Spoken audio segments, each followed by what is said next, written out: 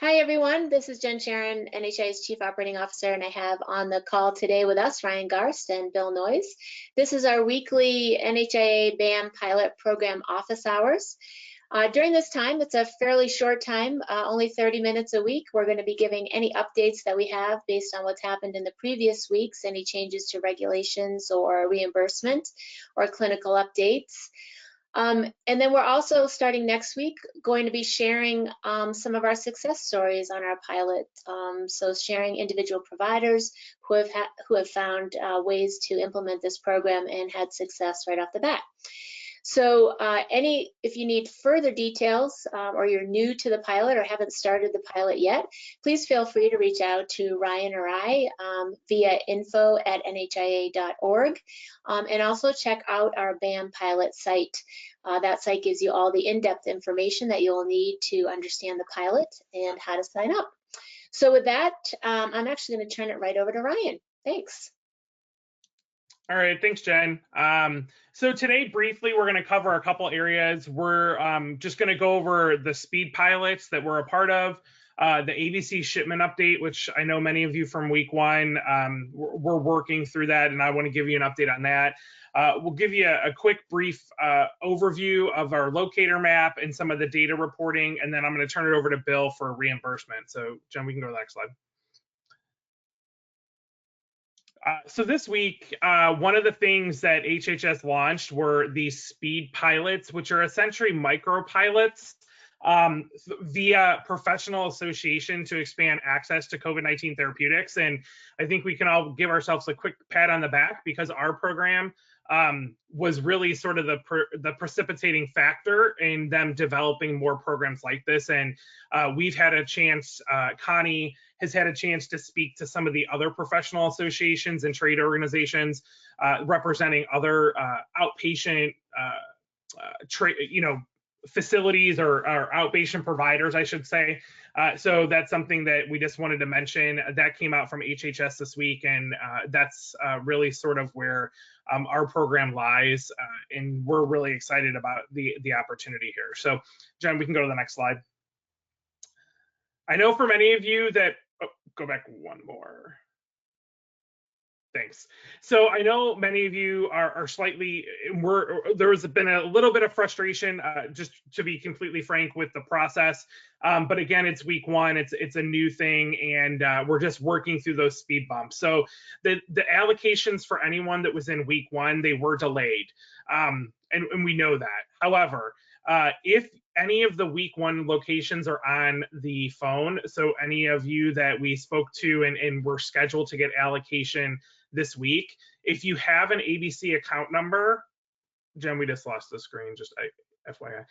If you have an ABC account number, that is, that product was shipped. We did get confirmation of that last night. So again, those locations from week one that had a ABC account number, your product is shipped. We will be providing more updates as we hear, but one of the things that we will be about the week one shipment, we're hoping that those will get out, very quickly. ABC is working through up and ramping that up. But again, thank you for your patience. We know you guys are really excited to get this up and running, but we are working on that. In the meantime, one of the alternatives is, we know that hospitals are struggling with moving this product off their shelves. So we have had a couple of situations where our providers in our program have reached out to a local hospital that has been able to help in getting them a dose or two if they need it, because again, they have it on their shelves there. So that is an option until your allotment gets there. We will be increasing the allocations for next week to help cover for the holidays. So we have been in contact with ABC and HHS talking about this week. And one of the things they would like us to do is to increase the allocation shipments that will be going out next week. So we will be bumping some allocations up. And again, I know some of you are, I don't want to have it sitting on my shelves per se, because I don't want to have it held or wasted. Don't worry about that at this point. Hang on to it. keep it refrigerated, keep it stored. We may eventually, if you're not moving the product and need to get it to another location, we'll reach out to you. But we would like to make sure that everyone has enough product to get through the next few weeks with the holidays, because we all know that shipping during the holidays for anything can be disrupted through that time period. So we just want to let you all know that we will be bumping it up and go from there. So, send Jen or I any questions regarding that. As soon as we get more information on the shipments and things like that, I'll definitely we'll be sending information out to all of you. So just keep an eye on your emails. But I just wanted to give an update as to where we are, because I know we've talked to many of you this week. Where is our product? We're looking for it. We have some people, which is fantastic, and thank you. But also just thank you for the patience in this process. So any questions? I'll just add something quick on this. So anybody who got less than 48 vials in week 1 will be increasing that. So you'll have a total of 48 vials once you get the 2 shipments. And the other reason for increasing that, besides the holiday and some of the slowness with ABC, is that when we've seen folks who have found an area where it needs to be administered, it can be anywhere from 3 to 30 doses that you need at a time due to the outbreaks.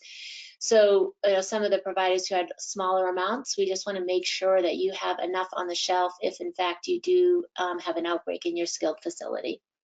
Thanks, Ryan. No, thanks, Jen. Great points. You can go on to the next slide. So this next slide, I just want to say kudos to all of you that are on the call.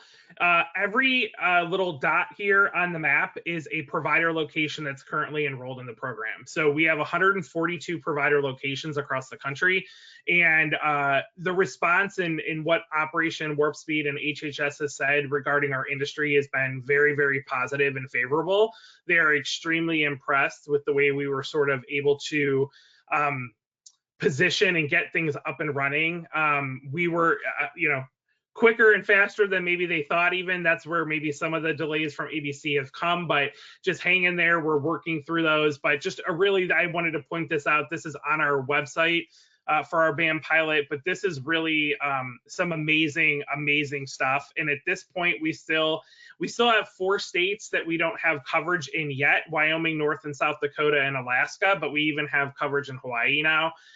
So just really wanted to point this out to folks that, thank you for all of your efforts in joining our program.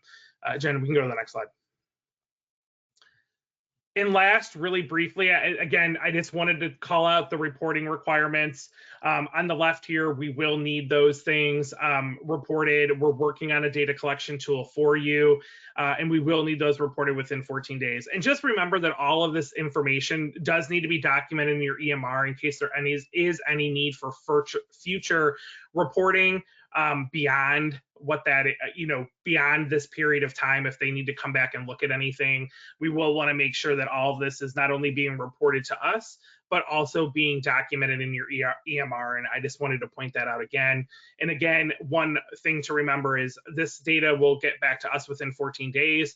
And then also that serious ADRs must be reported to FDA MedWatch within 7 days, which essentially is a life-threatening condition or death, life-threatening condition with a hospitalization.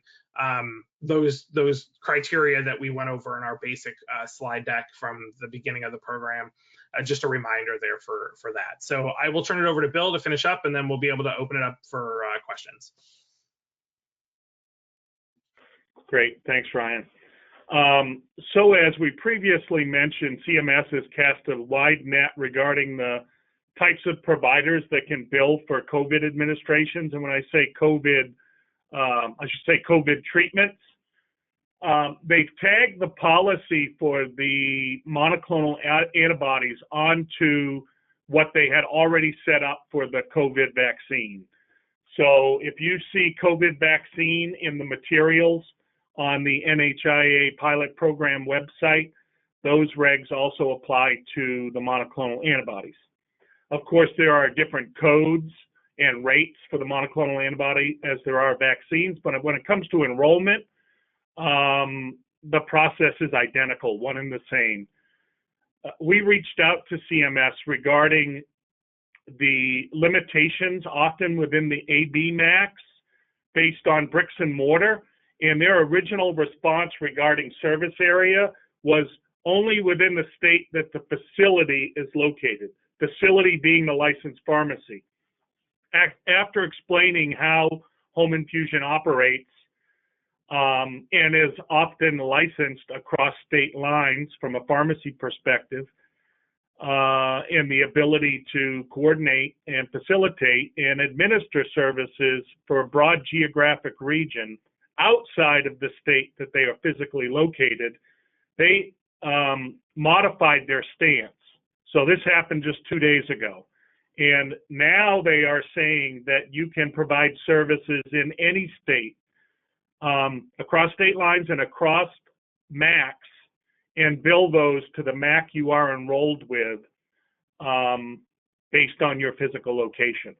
In order to do that, if you are enrolled as a pharmacy with the AB MAC to provide factor and other drugs that may be billed to the AB MAC, not the DME MAC, the AB MAC, you would want to update your service area on your 855 form using PICOS. If you are enrolled via the hotline as a mass immunizer, you need to do nothing. So that hotline enrollment, next slide. If you're not currently enrolled, these are the hotlines to each of the MACs. You can look at the MAC on the previous slide to determine which MAC you should contact in your location. Actually, I've got listed here the states for each of those MACs. And you can enroll over the phone.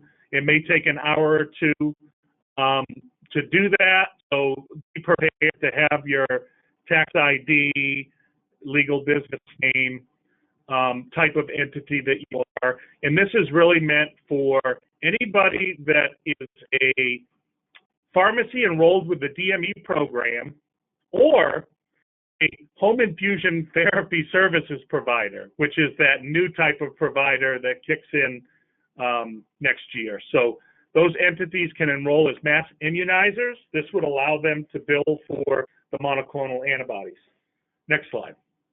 Another question that we're getting a lot from, so if you enroll via the hotline, your enrollment is temporary. It would only be in effect through the public health emergency. I just wanted to point that out. If you're enrolled already with the ABMAC or you choose to enroll via a CMS 855B form, that is a permanent enrollment. The hotline enrollment is a temporary enrollment. Next slide. Should be one more. No?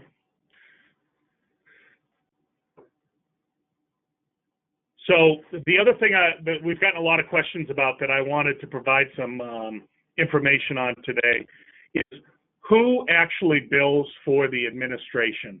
As I said, CMS has cast a wide net.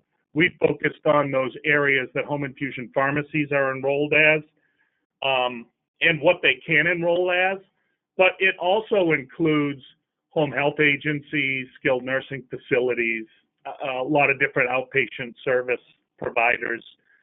The entity that actually administers the medication should bill for the administration unless they're doing so under a subcontractual relationship, in which case the entity that's paying that subcontracted nursing component would bill.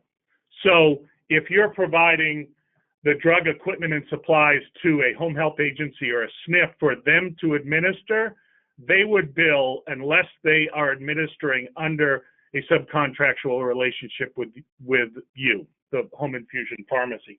I do think there's an opportunity in those circumstances for that home health agency or SNF to subcontract back to the home infusion provider to pay for the delivery of the medication, equipment, and supplies necessary to administer. But in that case, they would bill directly to CMS for the $309.60 for the administration of the drug. So I hope that clarifies a little bit. And that's all I had, Jen. So let's move on to questions. All right, sounds good. And I know, Bill, that we're working on updating that billing resource on the BAM pilot site with this new and current information.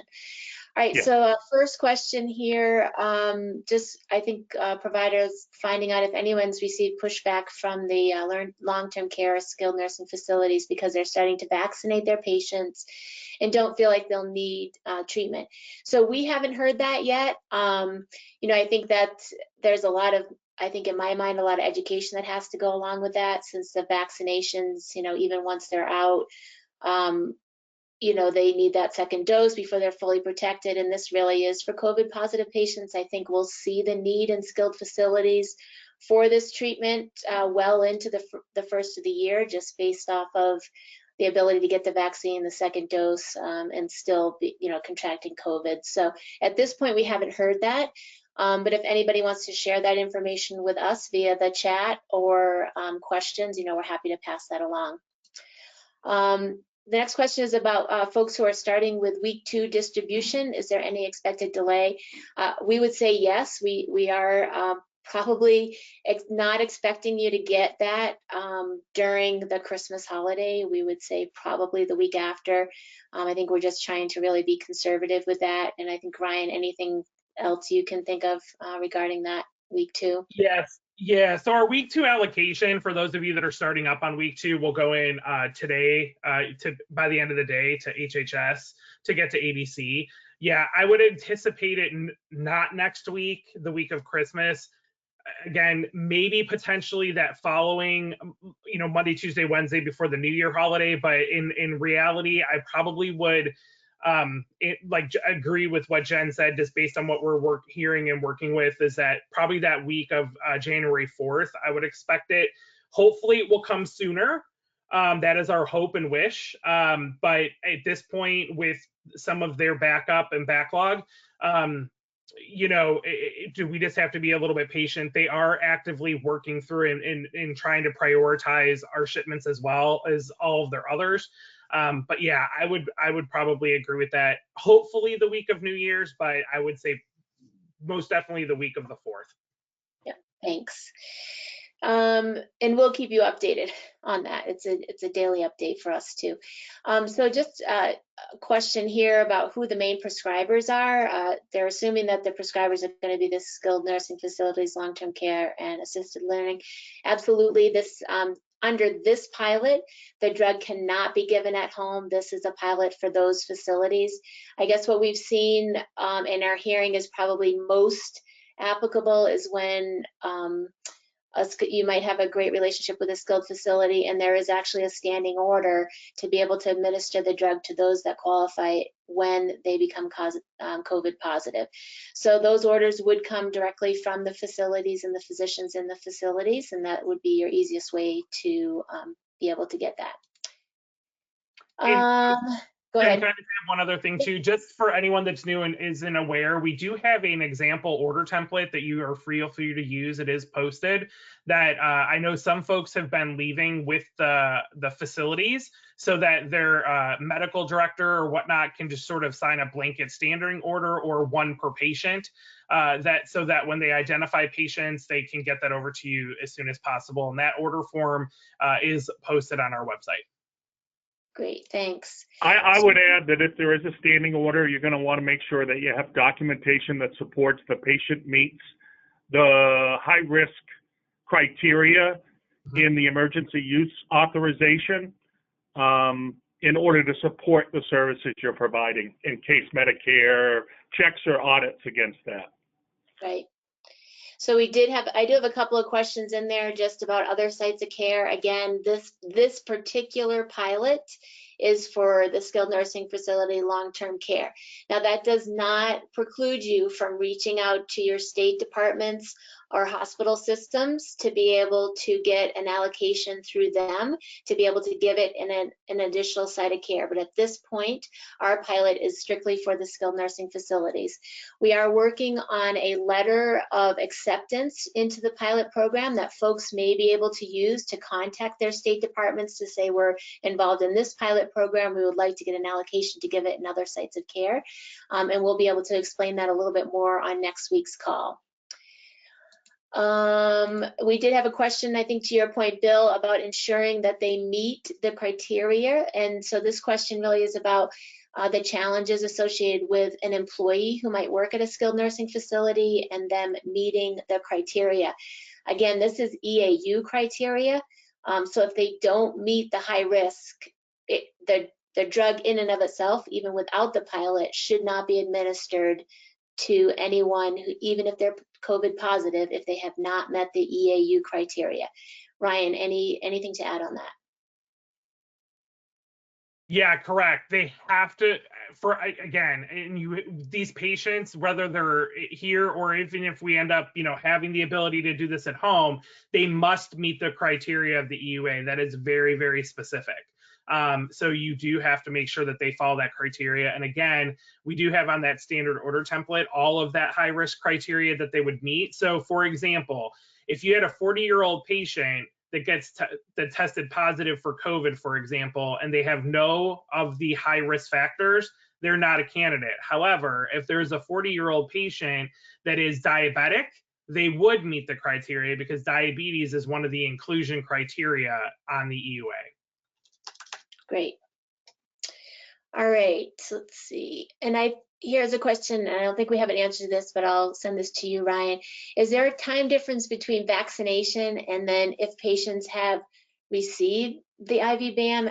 Has there been any information about whether they should be vaccinated? What are we hearing about that? Yeah, so I haven't heard anything about that. So for example, if you gave them a dose of Bamlanivimab today, is there a period of waiting between the vaccine administration if they get the vaccine tomorrow at the facility? I have not seen anything, or I've not read anything that has come out from Lilly or Operation Warp Speed on that yet, but definitely that is something that we're keeping our eye on. And if we do hear anything like that, we'll definitely post it and pass it along to all of you. But I have not heard that at this time. Okay, great. And then we have a question if folks have heard if commercial payers are paying for this. So we have, I think individually, that's something that we're advising folks to reach out to their main payers ahead of time before they have patients for this. And you'd have to go through your normal intake process if in fact the patient does not have Medicare or Medicare Advantage. We have not, since the pilot just started, I haven't heard in particular anybody having trouble with that. I don't know, Bill, if you want to add anything to that. I have heard from some payers that are working on setting up rates for the administration of monoclonal antibodies, not just in skilled nursing facilities, but in the home. So I know it's something that they're looking at. I think it's something you have to deal with directly with the payer, get authorization for, come to some agreement on the rate. We understand that the rate that Medicare has set is probably not sufficient to treat one patient in the home at a time. So something that you would need to negotiate with the payer. Okay. But I also wanted to stress, anybody that's new to this, Medicare is allowing for billing of Medicare fee-for-service, traditional Medicare patients to the ABMAC, as well as anybody that has Medicare Advantage. Great, thanks, Bill. So you would not bill the Medicare Advantage plan, you'd bill the Medicare ABMAC for the COVID treatments provided to them.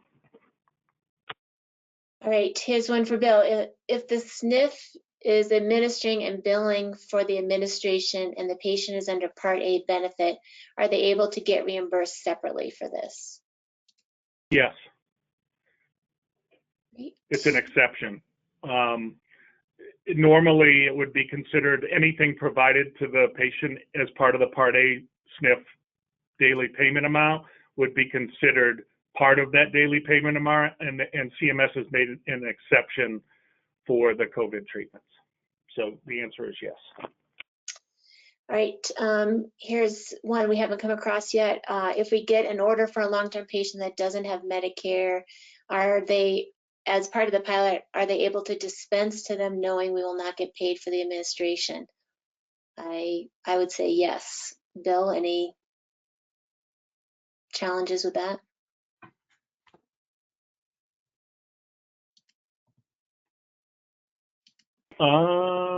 Can you repeat? Did you say a private payer? It just sounds like if in fact the provider, you know, if in fact the patient doesn't have a payer source, can they still get the drug to a long-term care facility even if they know they're not gonna get paid? I think it would come down to who's billing for the administration. If they meet the EUA, I don't think you'd have any issue with providing the drug equipment and supplies, since you wouldn't be the one actually billing for the service. It comes down to, is it an inducement? If they don't have a payer source, I guess there's not an inducement. If you have specific criteria for providing services at no charge and the patient meets that criteria, I think that would cover you in that circumstance. Yeah, I think Brian, I don't know. I think we're just telling folks just follow your own policies. So if you have policies for charitable care, as long as you follow your normal process and policies, then you should be all set with how you would normally handle a patient like that. I would agree with that. Yeah. Okay.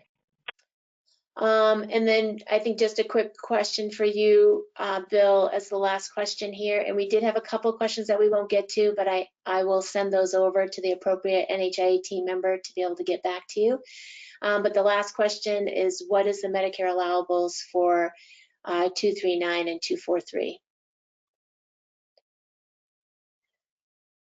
And it's Q0239, Q0243. So Bill, I don't know if you know those. Just one second.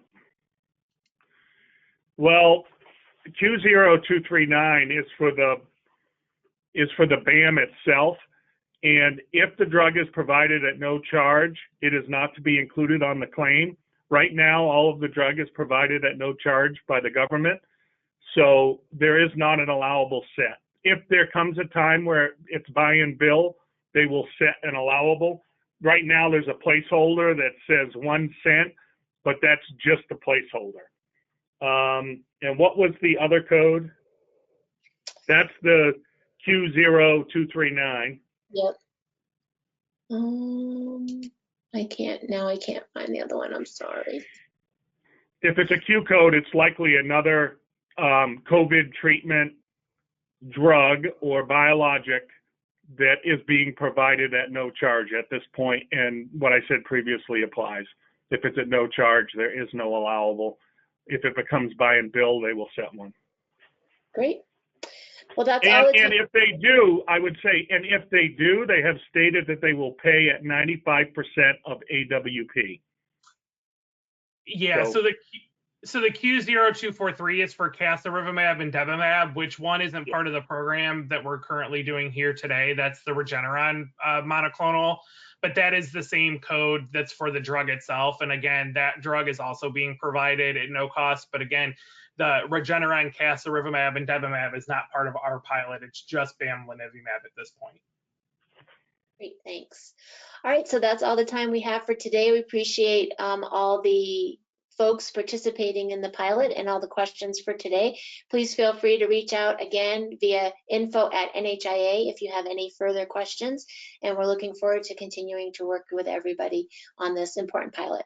Thanks all and have a great day.